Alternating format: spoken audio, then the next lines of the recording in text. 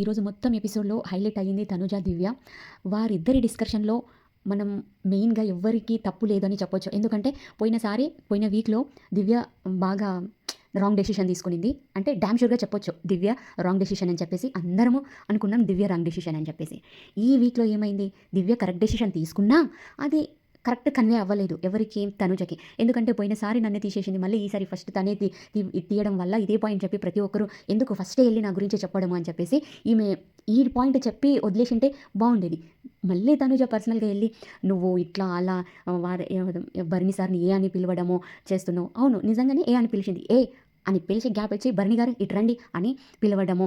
కొంచెం ఆ heat of the మూమెంట్‌లో తను ఏ అనే కన్వే అయితది. ఎందుకంటే క్లియర్‌గా తనుజ విన్నది. ఎవరు వినకపోయినా క్లియర్‌గా తనుజ విన్నది. భరణి సార్ అంత వినలేదేమో.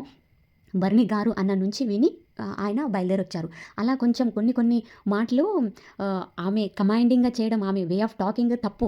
కాకపోతే ఆమె మాట్లాడేది కొంచెం కరెక్టే ఉంది. అదే కొంచెం నిదానం మంచిగా చెప్పింటే చూసే వాళ్ళకి బాగుండేది. తనుజ ఎప్పుడు లేని క్యారెక్టర్‌ని ఈ 10 మినిట్స్, 15 మినిట్స్‌లో చూపించిందేమో.